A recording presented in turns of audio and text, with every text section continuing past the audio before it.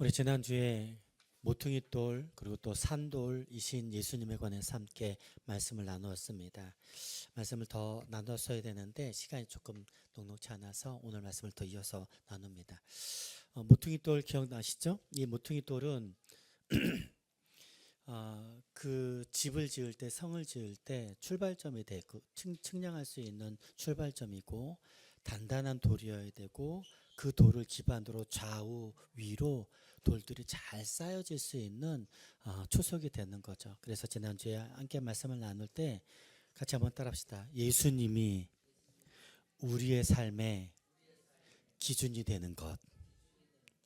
모퉁이 돌 대신 예수님을 함께 닮아가고 그 옆에 잇대어져 있어서 내가 잘하는 것, 내가 빛나는 것을 하기 위해서 살아가는 것이 아니라 예수님과 함께 접붙임을 당해서 위아래로 예수님을 믿는 사람들이 차곡차곡 쌓여서 튼튼한 성이 되듯이 하나님의 신비한 집으로 잘 쌓여져 갈 수 있도록.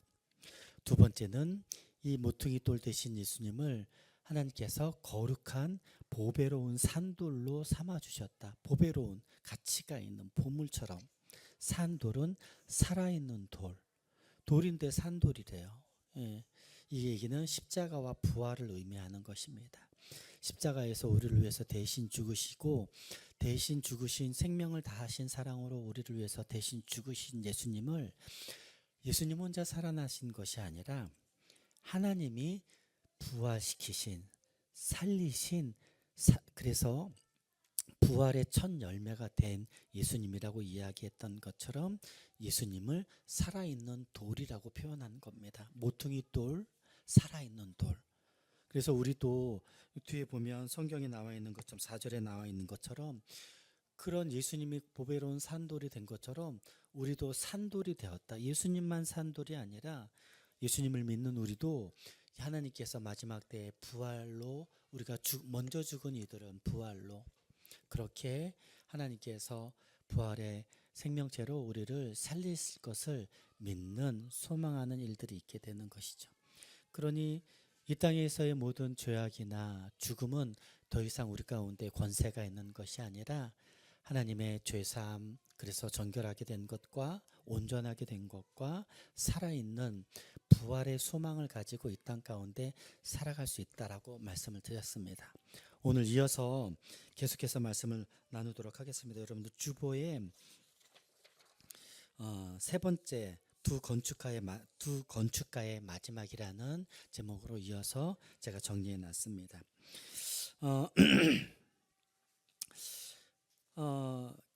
하나님께서 4절을 한번 읽어보십시다. 시작. 사람에게는 버림받았으나 하나님께는 택하심을 입은 보배로운 산돌이신 예수께 나아가. 5절도 좀 더 읽어보십시다. 시작. 5절. 너희도 산돌같이 신령한 집으로 세워지고. 네, 5절 여기에서 산돌같이 신령한 집으로 세워지고. 이거 누가 세우셨다고요? 하나님이 예수님을 일으켜 세우신 것처럼 우리도 일으켜 세워서 하나님의 거룩한 백성, 거룩한 산돌로 그렇게 일으켜 세워서 하나님의 집으로 세워주신다고 하는 이 말씀이 있습니다. 또 한 가지 건축자가 있죠.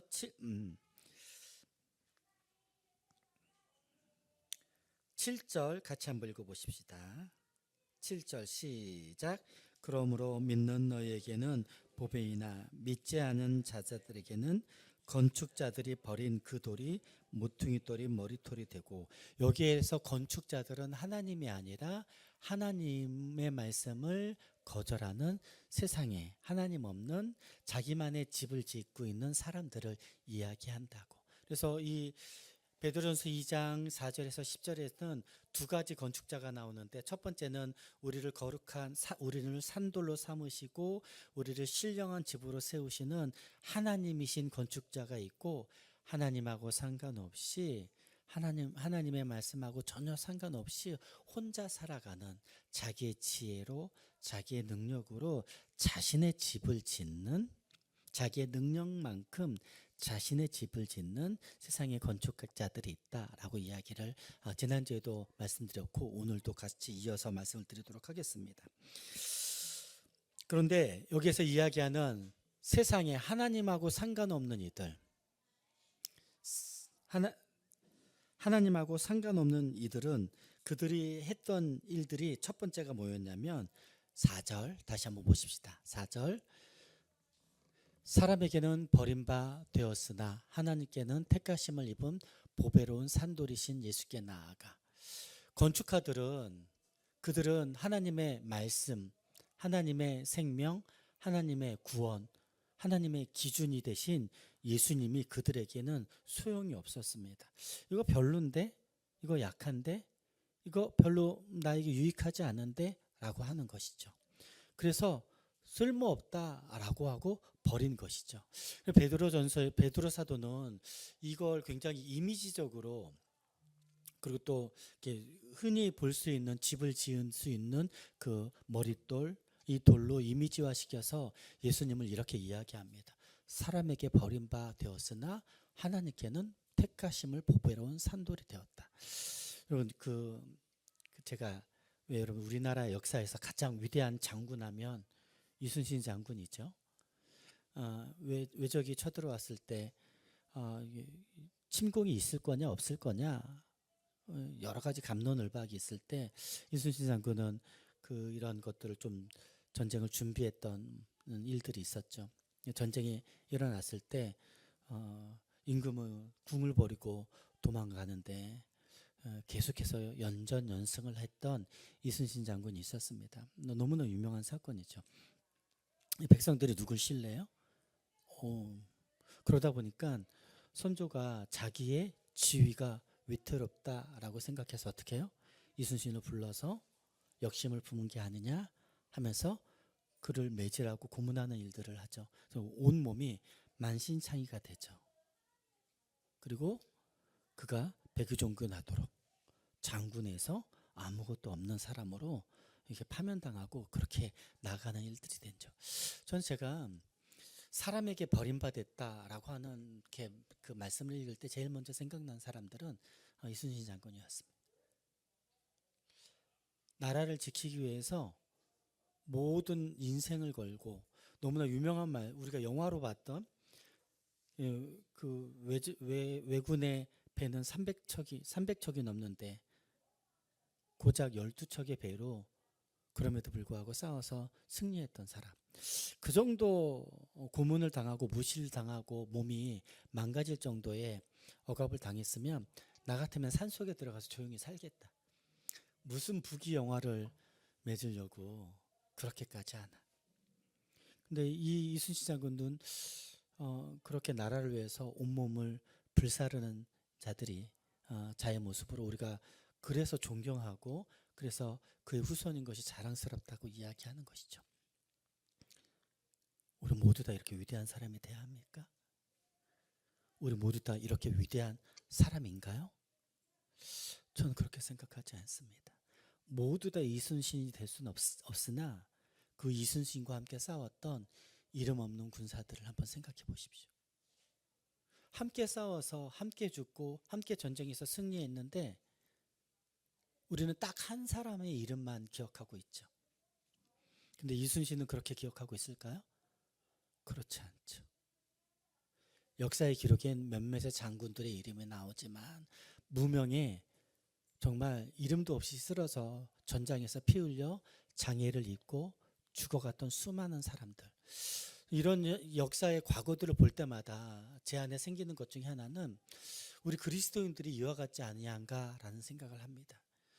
예수님께서 사역을 하실 때 3년의 사역을 합니다.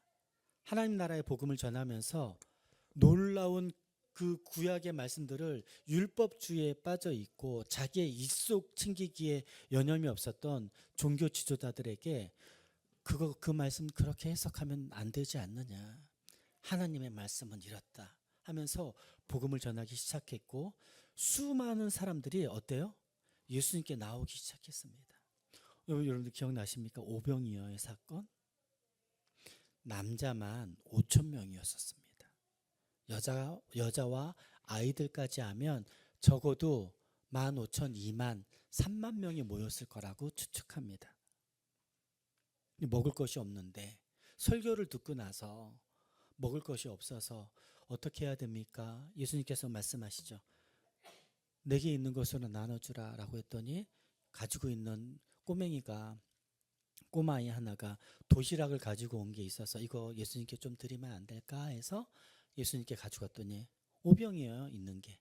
그걸 놓고 기도했더니 2만 명이 먹고도 12광주리가 남았다라는 그 유명한 사건 있지 않습니까? 그런 다음에 사람들이 어떻게 한 줄 아세요? 분명히 하나님의 말씀을 듣는 것으로 놀라운 은혜를 받았습니다. 그것만으로도 충분했을 겁니다. 그런데 오병이어를 가지고 예수님께서 축복의 기도를 했을 때에 몇만 명이 그걸 먹고도 남는 사건, 다들 깜짝 놀라는 일들이 있었죠. 사람들이 그 다음에 한 행동이 그 예수님을 우리의 임금 삼으려고 그랬습니다.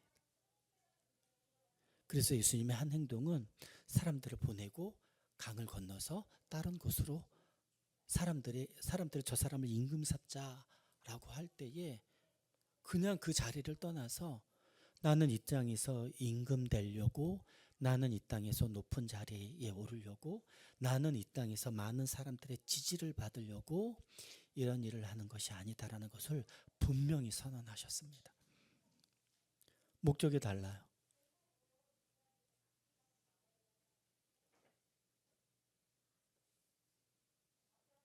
그런 예수님이셨습니다. 그런데 예수님을 십자가에 못 박아 죽인 사람이 누구였어요? 종교 지도자들이었습니다. 예수님의 모습을 보니 자기네들이 하는 행동이 비난받는 거야. 이 정도는 할 수 있는 거 아니야? 라고 했던 수많은 행동들이 예수님 보기에 넌 그건 안 된다. 예수님께서 말씀하시죠. 그들이 하는 말은 따르지만 그들이 하는 행동은 본받지 말아라. 얼마 전에 한 달 정도 됐을 것 같아요. 한국 교회에 굉장히 존경받는 분이 있었습니다. 은퇴하셨죠. 이분이 그 교회에 자기 후임으로 목사님이 있었는데 그 교회에 자기 아들도 있었어요. 근데 이 교회는 꽤 재정이 단단한 강남에 있는 교회여서 부목사들이 은퇴하고 나갈 때 개척하러 나갈 때 한 3억 5천씩 후원한다 하더라고요. 그게 그 교회의 룰이래요. 너무 좋은 교회 아닙니까? 자기 아들이 이제 개척한다고 하는 거죠. 그런데 이 목사님이 했던 말들이 교회 밖으로 흘러나왔고 이분이 조금 그게 불편하셨는지 어떤 신문사하고 인터뷰를 했어요. 본인 말로 뭐라고 얘기했냐면 우리 아들 은퇴하는데 교회에 요청한 게 40억. 부목사 개척할 때는 3억 5천인데 40억 달라고. 그게 교회 밖으로 알려지면서 목사님들 페이스북이 난리가 났습니다.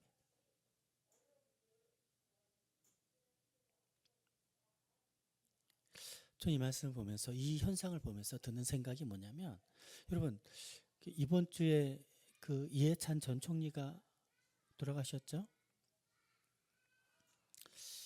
그게 더불어민주당이냐 국민의힘이냐 이걸 이야기하려고 하는 게 아니고요. 이분이 김대중 대통령과 함께 김대중 대통령이 사형 판고받을 때 함께 같이 있어서 고문과 옥고를 치르셨던 분이거든요. 근데 다 차치하고 평생을 민주화에 애썼다고 하는데 사람마다 해석하는 게 다르니까 그건 다 사람마다의 해석이 있으니까 차치하고 이분이 돌아가셨는데 굉장히 많은 동지들이 장례식장에 찾아오지 않았겠습니까? 근데 그 사모님이 그렇게 하셨다죠? 조문을 오면 보통 한국 사람 조의금을 내잖아요. 근데 조의금 함에 통에 입구를 막으셨대요.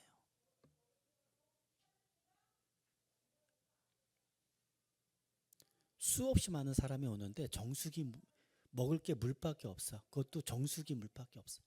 그래서 사람들이 자기 돈 가지고 물 사가지고 물만 대접했대요. 저는 이해찬 전 총리가 신앙이 있는지 없는지 저는 잘 모르겠습니다.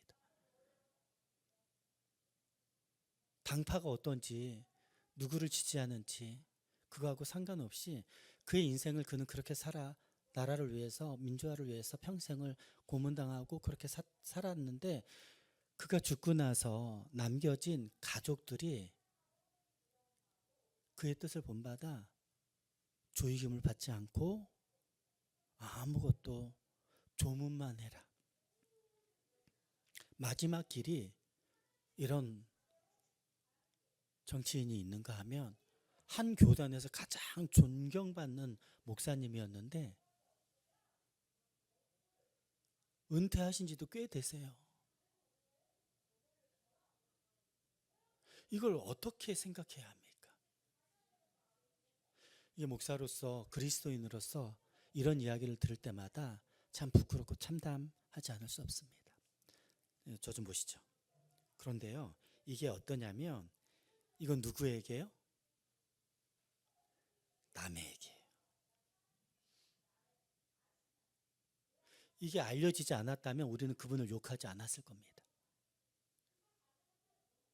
여러분들은 어떻습니까? 내 걸 하나 꺼내 보십시다. 내 안에 누구에게도 이야기하지 않았던, 덮어놨던 일들이 있는데 그걸 누가 옆에서 확 까버렸어. 난 평생 예수 믿는다고 하고 교회에서 중직을 맡고 목사로 뭐로 사역해야 하는데 내 의도하고는 상관없이 누가 그걸 까버렸어. 좀 정말 내 삶에는 그런 부끄러운 일이 하나도 없을까요? 여러분, 어떤 목사님이 존경받았기 때문에 그의 마지막 퇴장하는 모습이 참 슬프고 참담한 것은 어쩔 수가 없는 것 같습니다. 그가 받은 존중과 존경의 대가인 것 같습니다. 그건 남의 얘기이고, 남의 얘기하지 말고 우리는 어떤가 생각해 보십시다.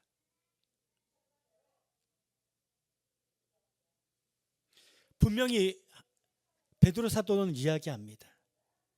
산돌, 보배로운 산돌, 그의 십자가와 부활로 말미암아 우리의 모든 죄를 사하시고 부활의 능력으로 우리에게 산 소망을, 우리에게 믿음을, 하나님의 자녀를, 예수님과의 신비한 연합과 그 동행의 축복을, 구원의 축복을 주셨는데, 우리는 세상에서 자신의 화려한 집을 짓는 사람이 아니라, 자기 능력만큼 집을 짓는 사람들이 아니라 하나님께서 짓게 하시는 신령한 집을 짓는 사람들이라고 이야기를 하는데, 그 예수님을 닮아간다고 우리의 말과 우리의 눈과 우리의 마음과 우리의 행동의 기준이 예수님을 닮아갈 수 있으면 좋겠다라고 하는데, 여기에서 까봅시다.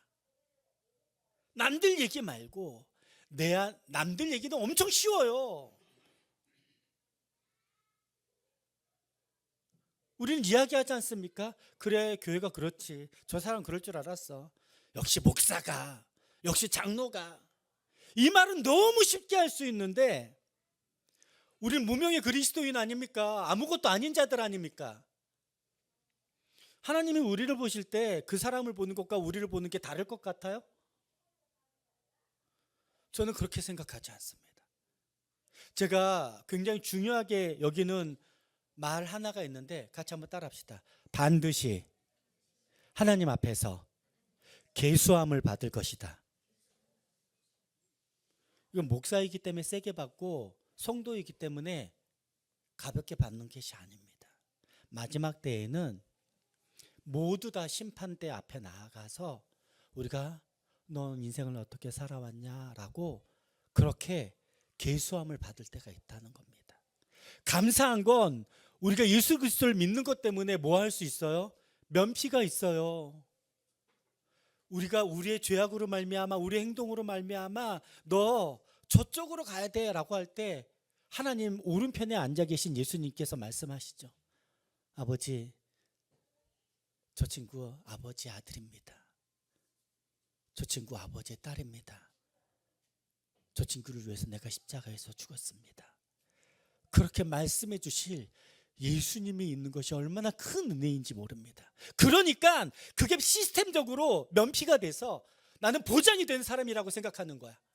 그리고 내가 마음 먹고 마음대로 말하고 마음대로 생각하고 마음대로 행동하는 거를 예수님이 있으니까 난 안전한 사람이라고 생각하는 사람들은 예수님을 잘 이해하지 못하는 사람들입니다. 예수님을 믿어서 구원받았다, 그리고 구원받고 있다, 구원받는 삶을 산다라고 하는 것은 머릿돌 대신 예수님의 그 기준처럼 닮아가는 사람들입니다. 5절 한번 보여주시겠어요? 아닙니다. 이건 나중에 해야겠다. 그런 삶이 우리 가운데 있어야 될진데 우리는 저 사람이 그럴 줄 알았어. 쟤는 그럴 줄 알았어. 우리 모두 다 하나님 앞에 산돌이 된 사람들입니다. 그러니 서로를 바라볼 때 저거가 아니라 제일 먼저 봐야 될 사람이 누구예요? 제일 먼저 바라봐야 될 사람이 바로 우리들입니다. 우리를 잘 돌아봐야지 우리로 말미암아 하나님의 이름이 부끄러움을 당하지 않도록, 우리로 말미암아 하나님의 이름이 칭찬받을 수 있도록. 이렇게 부끄러움을 당했던 제사장들로 인해서 예수님은 십자가에서 달려 죽임을 당합니다. 그럼에도 불구하고 예수님 어떻게 하세요? 겟세마네 동산에서 기도하실 때 그걸 거절하지 않으세요. 내가 십자가에서 달려 죽는 것이 하나님 나라를 위해서 가장 필요한 일이겠다. 그래서 우리가 성경을 읽으면서 그렇게 찬양할 때, 그렇게 말씀을 인용할 때 같이 한번 따라합시다. 나는 죽고 예수는 사는. 이 얘기들을 그렇게 설교하고 찬양하고 믿음으로 고백하는 이유가 예수님을 닮아가려고 하는 저와 여러분들의 삶의 모습이 아니겠습니까? 그러니 누구를 바라볼 때 여러분들 저 좀 보세요. 알 거예요. 누구를 바라볼 때 얘기할 때 부드러우세요? 아니면 날카롭고 딱딱하세요? 이거 알 겁니다. 저도 깜짝깜짝 놀랄 때가 있어요. 어떤 사람하고 얘기했는데 세상 부드럽게 얘기했는데 아무 일도 없었는데 어떤 사람하고 얘기할 때 너무 날카롭게 얘기하는 거야. 물론 목사가 그럴 때가 있습니다. 그 사람의 삶을 위해서, 신앙을 위해서 그렇게 얘기할 때가 있습니다. 그런데 그때는 그것도 아니었던 것 같아. 근데 너무 딱딱하고 날카롭게 얘기하는 거야. 그리고 나서 집에 와서 생각해 보면 너 왜 그렇게 얘기했어? 라고 하는 생각이 들 때가 있어요. 그때 제가 하는 말은 좀 부끄럽습니다. 제가 과도했던 것 같습니다. 그러고 나서 제가 뭐 하냐면 그 사람한테 전화합니다. 아까 아침에 이런 이야기를 했는데 그래, 내가 이 정도 얘기할 수 있는데 생각해 보니까 내가 과도했던 것 같아. 여러분, 남들은 남들을 바라보고 판단하고 남들에 관해서 이야기할 때 세상 날카롭게 이야기하면서 자기애는 관대하고, 여러분 이건 세상 사람들이 하는 일들입니다. 오히려 자신을 볼 때 하나님의 기준으로 더 철저히 보고 남들을 볼 때 훨씬 더 그들을 하나님 안에서 부드럽게 대하는 일들이 필요하지 않겠습니까?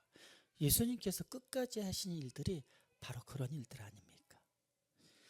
그런 예수님을 닮아갈 수 있는 우리들이 될 수 있으면 좋겠습니다. 그런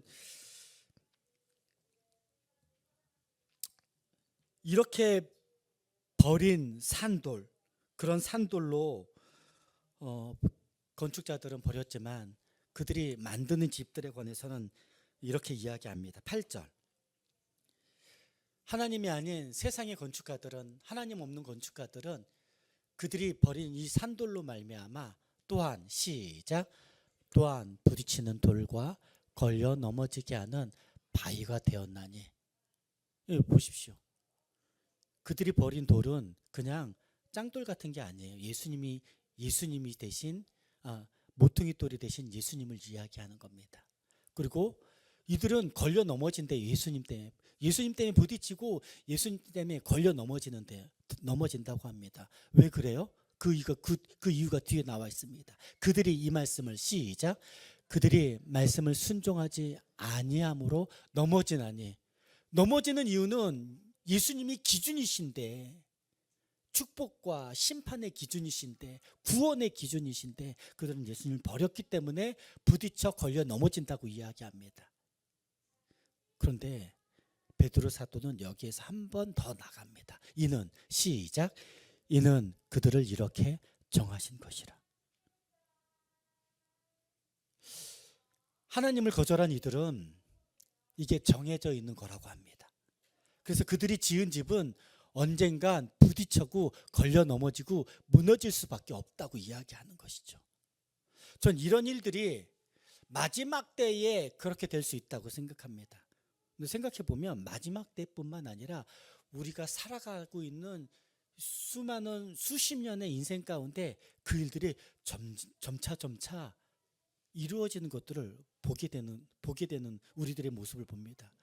이 세상 사람들에겐 하나님이 없는 건축가들은 세상에 화려한 집을 짓지만, 여기 앞에 오늘 아침에 오는 길에 여기 우리 경호 형제 진수정 기억하죠? 세상 맛있었는데 요즘 맛이 어떤지 모르겠다. 그 앞에 빌딩을 짓고 있거든요. 오늘 처음 봤네. 권사님이 얘기하는데 저기는 건물 다 못 짓나 봐요. 왜? 한참 건축하고 있었던데 꽤 큰 상가를 짓거든요. 유치권 행사 중이라고 써 있더라고.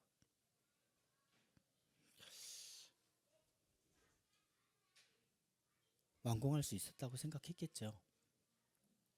여러 가지 사정이 있겠죠. 돈이 있었으니까 시작했겠죠. 사람마다 다 계획이 있습니다. 어떤 사람은 끝까지 짓고 어떤 사람은 중간에, 어떤 사람은 기억하지 않습니까? 어떤 아파트는 순살 아파트가 됐다죠. 무너지는 때가 있습니다.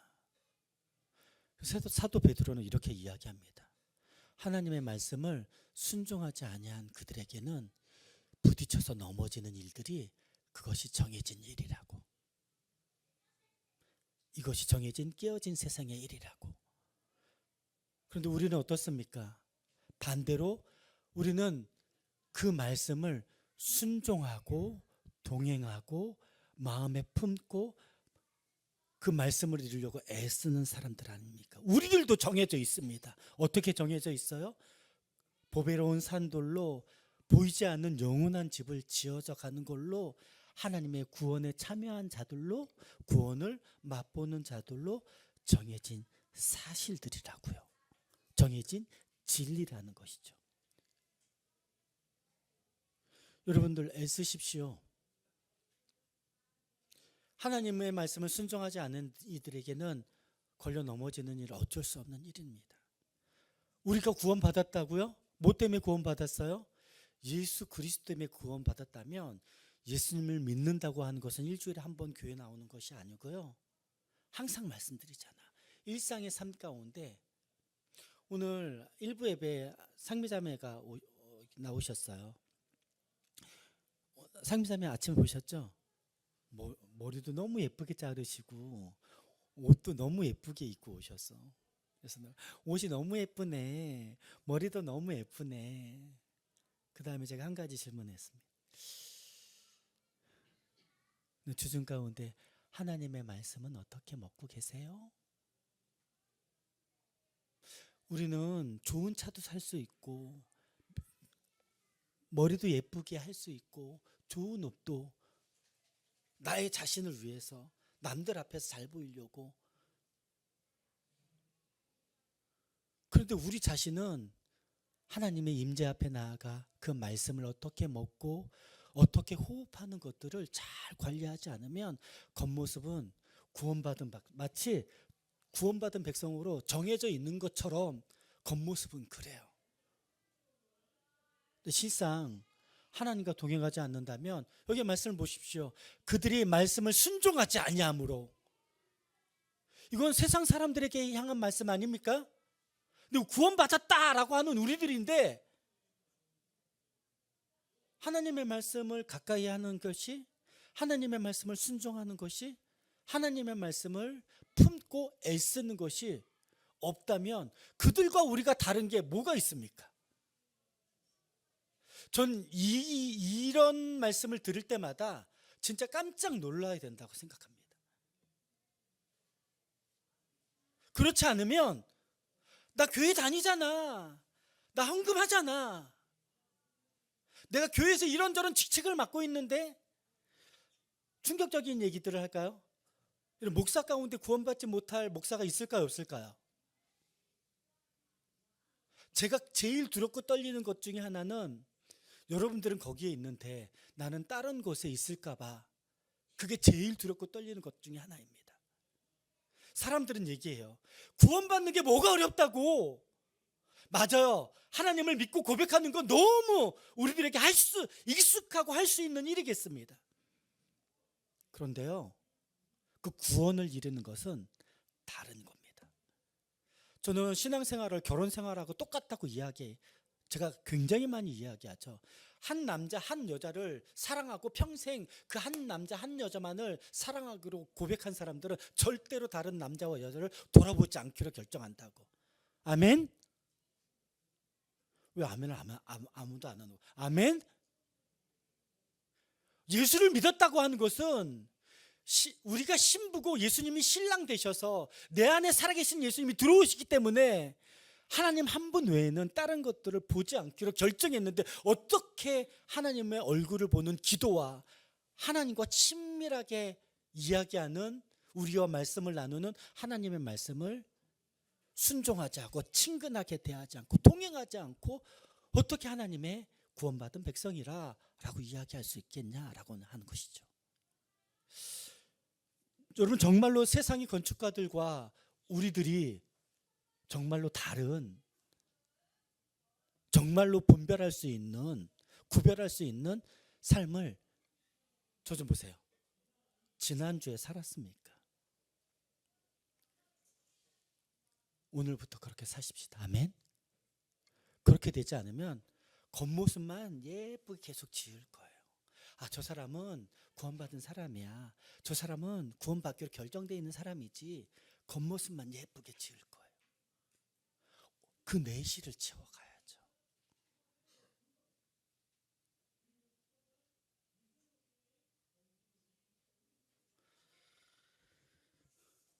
세상의 집들은 이렇게 다 무너지게 될 수밖에 없습니다. 그런데 우리는 영적인 집, 놀라운 하나님의 집이 되어가고 있다고 하면서 우리 스스로의 집을 너무 속빈강정으로 만들지 않나 돌아볼 수 있는 저와 여러분들이 되길 소망합니다.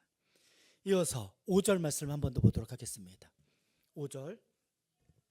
그렇다면 영적인 집을 짓는 이들에게는 너희도, 시작, 너희도 산돌같이 신령한 집으로 세워지고 예수 그리스도로 말미암아 하나님이 기쁘게 받으실 신령한 제사를 드릴 거룩한 제사장이 될지니라. 예수님이 보배로운 산돌로 하나님 만들어 주셨어요. 그런데 우리도 산돌이 되었다고 4절에 이야기합니다. 근데 산돌로 끝나는 것이 아니고 하나님이 너희도 산돌같이 신령한 집으로 세워지고, 누가 세워주고 있어요? 하나님이 우리를 신령한 집으로, 하나님의 집으로 세워가고 있다고 합니다. 아멘? 그런데 여기서 끝나지 않습니다. 예수 그리스도로 말미암아 하나님이 기쁘게 받으실 신령한 제사를 드릴 너희는 거룩한 제사장이 되어야 한다라고 사도 베드로는 이야기하고 있습니다. 근데 좀 이상해요. 뭐가 이상하냐면 제사장은 혈통으로만 될 수 있습니다. 아론의 패밀리만 될 수 있어요. 근데 우리가 아론의 패밀리예요? 아니에요. 근데 베드로는 왜 우리한테 제사장이 되라고 이야기합니까? 구약에서는 제사장은 아론의 자손들만 제사장이 될 수 있었으나 예수 그리스도를 믿는 모든 사람들은 제사장이 될 수 있다, 제사장과 같은 역할을 할 수 있다라고 이야기하는 것입니다. 그래서 예수님을 대제사장이라고 하고 예수님을 믿는 우리들을 제사장이라고 이야기하는 겁니다. 마틴 루터는 종교개혁을 하면서 만인 같이 한번 따라합시다. 만인 제사장. 모든 사람이 제사장이 되어야 한다라고 이야기합니다. 근데 이 말은 성경적이지 않습니다. 원래는 만인 제사장이 아니에요. 모든 사람이 제사장이 되는 것이 아니고요. 예수님을 믿는 사람이 제사장이 돼야죠. 그래서 이걸 조금 더 분명하게 이야기한다면 같이 한번 따라합시다. 전신자 제사장. 모든 신자들이 제사장이 되어야 한다라고. 제사장이 되어서 하는 일이 뭐라고요? 앞에 나와 있습니다. 예수 그리스도로 말미암아 하나님께서 기쁘게 받으실 신령한 제사를 드리는 것들. 여기서 신령한 제사는 무엇입니까? 일상의 삶이 하나님께서 받으시는 제사가 되어야 된다는 걸 이야기하는 겁니다. 이 일을 이야기하기 전에 제사장들이 하는 일을 두 가지를 먼저 이야기하겠습니다. 제사장들은, 구약에서 제사장들은 사람들이 죄를 지어서 속죄의 제사를 드리고 싶습니다라고 짐승을 가지고 와요. 그러면 제일 먼저 하는 일은, 제사장은 자신을 위해서 먼저 속죄의 제사를 먼저 드립니다. 왜요? 그들을 돕기 이전에 자기가 하나님 앞에 나아가 정결하게 되지 않잖아요. 하나님 앞에서 심판받는 일입니다. 제사장들은 제일 먼저 자신을 위한 제사를, 속죄의 제사를 먼저 드려요. 헌신의 제사를 먼저 드려야 합니다. 양을 잡아서 자신을 정결케 하고. 이 얘기는 자신이 먼저 성결해야 되고, 자신이 먼저 건강한 제사장이 되지 않으면 누구를 도울 수가 없는 겁니다. 그래서 제가 오늘 그렇게 다시 한번, 우리가 하나님의 구원받은 백성이라고 하면서 마치 세상 사람들처럼 하나님의 말씀을 가까이 하지도 않고 순종하지도 않고 동행하지도 않는다면 어떻게 건강한 그리스도인이 될 수 있겠냐 말씀드린 겁니다. 건강한 하나님의 제사장이 먼저 내 자신이 되어야 되겠습니다. 두 번째 제사장의 역할은, 사람들이 와서 제사를 드려달라고 하면 그들이 가지고 온 짐승을 잡아서 함께 제사를 드려주는 일들을 하죠. 여러분, 제가 몇 달 전에 설교를 한 게 있었는데, 언제죠? 종교개혁 주일에 했던 설교가 뭐냐면, 같이 한번 따라합시다. 서로의 제사장이 되라.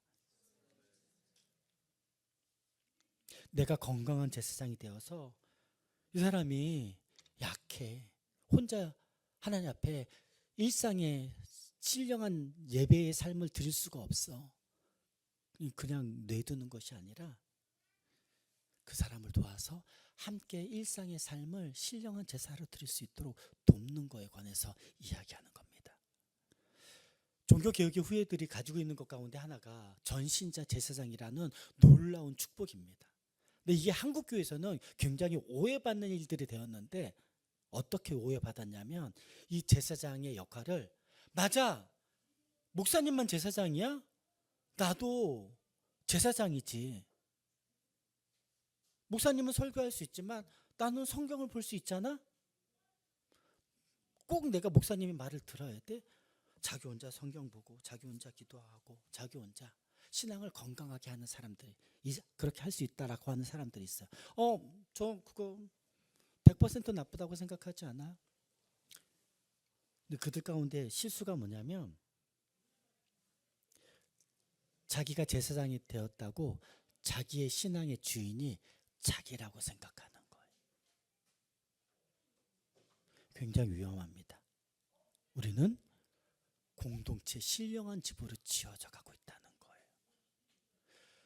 공동체에 목사를 세운 이유는, 첫 번째는 말씀을 잘 가르치는 일입니다.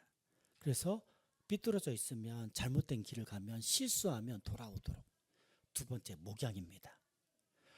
나 이게 괜찮다고 생각했는데 그게 아니야. 설교로 안 되는 게 있어요.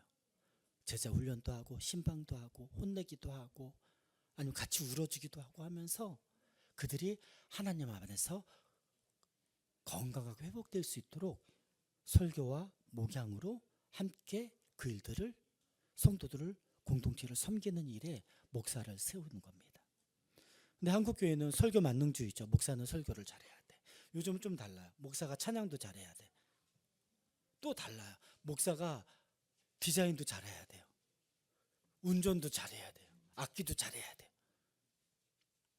그리고 진짜 중요한 건 하나님의 말씀으로 목사 자신이 건강하게 살고 건강하게 설교하고 건강하게 목양함으로 공동체가 안전해질 수 있도록 돕는 게 목사의 역할입니다. 근데 전신자 제사장을 오해한 사람들은 나 혼자 마음에 안 드네. 목사가 마음에 안 들어. 나 혼자 내가 할 수 있어. 그리고 혼자만의 성을 쌓는 사람들이 굉장히 많습니다.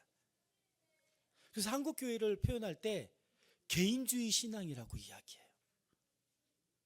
연대하지 않아요. 공동체를 이루지 않아요. 아유, 갔더니 목사가 그렇더라. 교회가 그렇더라. 쟤네 그 교회가 실수하더라. 그 목사가 실수하더라. 창피해 죽겠다. 나 혼자라도 신앙생활 잘해야지. 혼자라도 잘해야지 정도면 좋은데 완전히 담을 쌓는 사람. 가나안 성도들이 그래서 나온 겁니다. 실망해서 교회 나갈 수가 없어서. 교회 실수고 사역자들의 잘못이죠. 근데 스스로 담을 쌓잖아요. 하나님 앞에서 회복될 수 있는 길이 없습니다. 부탁드리고 있습니다. 우리가 공동체로 잘 살아가십시다. 목사의 말을 잘 듣는 게 아니에요. 목사도 하나님의 말씀을, 공동체도 하나님의 말씀을, 하나님의 기준을, 예수님의 기준을 닮아가고 배워가고 애쓰는 사람으로 살아가고, 혼자만이 아니라 옆에 쓰러져 있는 가족들, 우리 가정교회 성도들, 옆에 있는 교회를 나오지 않는 가나안 성도들, 더 나아가 우리 직장에서 예수님을 믿지 않는 그들에게 우리의 눈빛, 우리의 언어, 우리의 마음가짐, 우리의 손끝, 우리의 발걸음에서 넌 좀 다른 것 같구나. 어떻게 그렇게 살 수 있어? 내 안엔 예수님이 있지? 라고 하는 걸 말이 아니라 삶으로 본을 보여주면서 함께 하나님의 나라를 교회에서뿐만 아니라 가정에서도, 학교에서도, 우리 학생들 학교에서도, 직장에서도 하나하나 세워가는 일들이 우리 가운데 필요한 일이 아니겠는가. 예수님께서 원하시는 교회의 모습이 바로 이런 것입니다. 우리 교회가 조그마니까 좀 상가에 있고 그렇잖아요. 저도 아쉬울 때가 있습니다. 조그만 공동 있으면 참 좋겠다. 근데 그거보다 더 중요한 건 우리 공동체가 하나님께서 세우시는 산돌로 가득한, 예수님의 보배로운 산돌을 닮아가는 산돌로 가득한 신령한 하나님의 집이 될 수 있으면 좋겠습니다. 그래서 마음에 불편함이 있을 수 있죠. 누구 때문에. 가끔은 담임 목사 때문에 불편할 수도 있을 것 같아요. 그런 분들에겐 제가 좀 사과하고 싶은 마음이 있습니다. 제가 만능이 아니어서 좀 죄송한 마음이 있습니다. 가끔은 저도 부끄러울 때가 있죠. 저를 좀 긍휼히 여겨주십시오. 내 옆에 있는 사람들에 관해서 서로를 좀 긍휼히 여기는 마음들이 있을 수 있으면 좋겠습니다. 예수님 나를 긍휼히 여기듯이. 그래서 저 사람이 좀 뾰족한 게 있으면 아유, 주님께서 지금까지도 그렇게 하셨는데 앞으로 더 많이, 앞으로는 조금 더 강력하게 많이 일하실 수 있으면 좋겠다. 기도해 주십시오. 그러면서 살아갈 수 있으면 좋겠습니다. 여러분, 사람 고쳤을 수 있습니까? 제가 이 말 제일 싫어하죠. 하나님이 우리를 고쳐 쓰시네.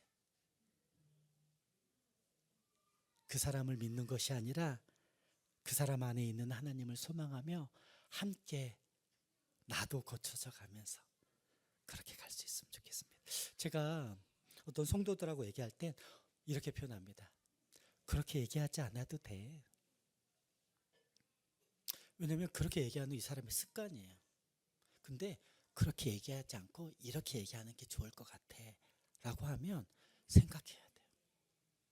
저도 그렇습니다. 제 아내가 성도들이 저에게 목사님 이렇게 해주십시오 라고 하면 저도 애쓰고 있습니다.